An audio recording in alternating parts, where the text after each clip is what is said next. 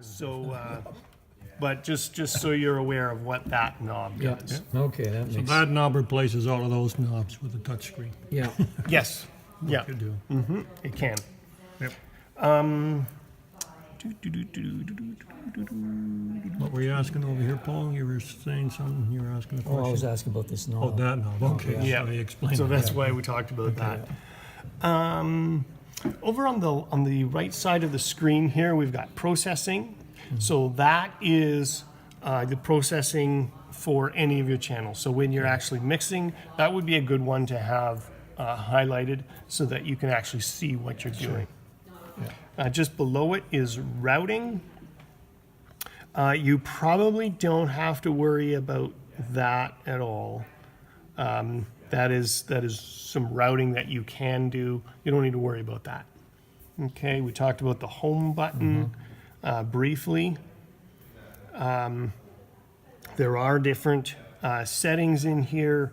There's a user setting, so it is possible to actually set up 3 different user levels on this console. So administrator, standard, and basic. So the administrator can set what the standard and basic people can actually have access to. Yeah. That's not set up now, but just so that you're aware that it can be.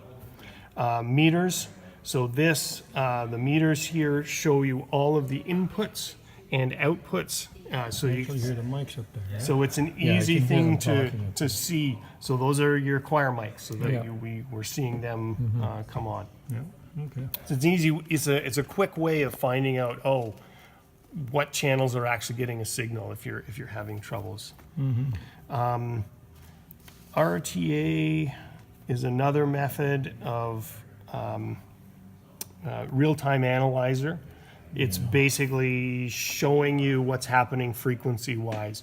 I use this sometimes when I'm trying to figure Adjust out a those. frequency that's causing me problems.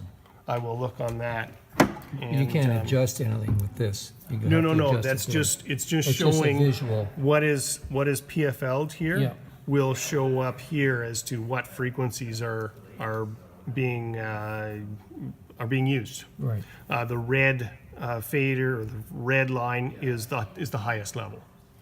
So if you're getting a feedback or something, You can see where it is. you can actually see it, and then you can go and deal with that. We talked briefly about Q drive, stereo and recording, and playback from the screen. Effects. This console has 4 effects buses built in. Effects are things like reverberation, delay, chorusing, all sorts of different things that you can do. I'm not going to cover that at all today. Sure. But Watch the video. watch the video. Good one.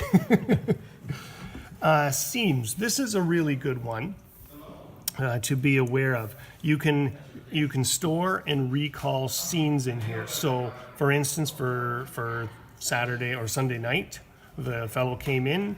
He could have simply stored a setting, and that would have been his setting, his scene. Okay, how do you get the name in it? To click it on Press the and name, type it in, That's pretty press simple. OK. Ask and you will receive. That's perfect. So another method that I've done, I'm beginning to use quite a bit at my church, is for a particular Sunday service, I will actually store all of my different songs, because I've got a worship band that happens. So they sing one song number 1, and then song number 2 has different settings. And so I'll name them, and then I'll just. I'm not suggesting you do that. I'm just saying it is a possibility. How many scenes can we do? Just 7? Or is that go on? No, like that goes 500. on and on? 500. Okay. Yeah. Okay. Okay. So you would, once that's highlighted, you would press store. It'll ask you whether you want to store it. Yes, and it'll be stored. Fair enough. Same thing with recall. Just recall and that. Delete that. Clear. Oh, there, right? That gets rid of it. There we go. There we go. Okay, right now your TUC default is something that I set up initially when I first turned on the console when we were installing it. So that is, if we recall Yeah, that, let's recall it and see what happens. There we go. faders will move, and now we're back to the way that it was. Okay. Okay. Okay, so that can be really, really handy. There is another thing that you can store, and those are shows. You have to store the show. A scene is a snapshot Sure. of all of the settings. Yep. A show is every single configuration in the setting in the console. Oh, Okay, so it's the whole show, kit and caboodle. and that has to be stored onto a USB key. Okay. Okay. I So when suggest for your purposes that you use the scenes. Yeah, for sure. Yeah. So earlier, when you were looking at the settings that were left from Sunday, he didn't have the pans correct. You say we're going to That's reset them right. up. So now they're all back. Okay. they're all back to normal. Okay, you just answered my question. See? Okay. Tuck default sent them all back. Exactly. Yeah. Exactly. good. Okay. Setup is a button that allows you to do a bunch of the setup of your console. Something that you probably won't have to get into an awful lot. There's a lot of stuff in here that that is quite handy. USB data. This is where I was talking about the shows, libraries and scenes. Oh, I forgot to talk about libraries. Back here on processing. Right. Down at the very bottom here, the function button, if you press that, it comes up with a whole bunch of different libraries. So these are different settings.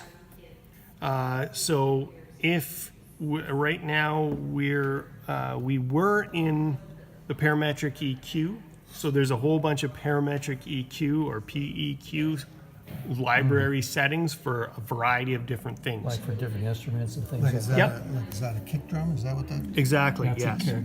That's a Yep. vocal. Guitar. Vocal, guitar. So a bunch of different library settings for just that. Over here is a channel library. So this is a library that stores not only the EQ, but also some settings for a compressor, maybe a gate settings, different settings like that that could optimize things. So just be aware that this is part of this console. You can also store your user settings. So if you've got somebody, you've got Anne coming up and wanting to sing, you can create your own library setting for Anne and store her as a library setting. Okay. Okay? Close that. This thing is sort of like a smartphone. You're going to use about 10% of it. You do that too, eh? So, Now, is this a talk for the talkback microphone? that is correct. So, talkback microphone. There's a jack on the back here. It's labeled talkback. Okay. We So had one you somewhere. can this talkback, this microphone that's plugged in here, wherever it is, Okay. It's under there somewhere. Must be. Here. is connected to your Easy system. Okay.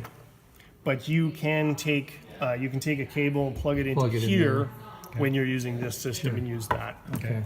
Okay. And the volume for the talkback would be up here. The volume for the talkback is not up there. It is under audio, setup, audio, talkback. Oh, for Pete's sake. So we've got I've got a high pass filter set in. There's your gain for Okay, that. so we can adjust the gain with yep. this. Yep. Sure. Okay. That works. All right. And right now, your talkback is actually only going to 5 and 6, which is the choir. Okay. Okay, fair but if enough. you wanted good. to, if you had your other monitors set up and you wanted to talk back to them, you Sure. could easily do that. Can mix one and two. If yeah. you wanted to, if you had a special service and you needed to do the God mic, Yeah, the God mic. you can turn it on to left and right. That'll send Sure. it to the house. You know, okay? It's dangerous, Ken. Oh, yeah. Chris is going to love it. Yeah. Oh, Chris is always on this thing. I know he's playing with the mic and the headphones and stuff. Have his headphones on the mic out and away he goes. Over here is 10 soft keys. These are user selectable, adjustable things. I'm not going to get into them right now.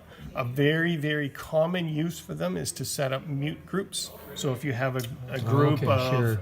of your band, They're then not you playing can right now, shut them off. you can assign it to that, and it'll be a mute group Yeah, one, I and like it'll that. mute them all. Yeah.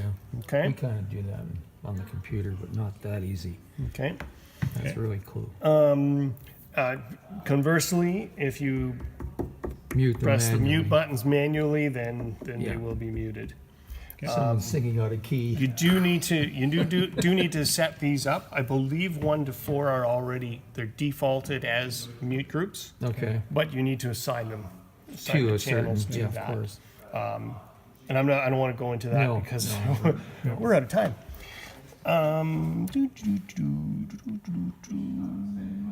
Well, that's what it is, and we gotta check it out down there so we know how to plug these guys in What are properly. the Yes. groups?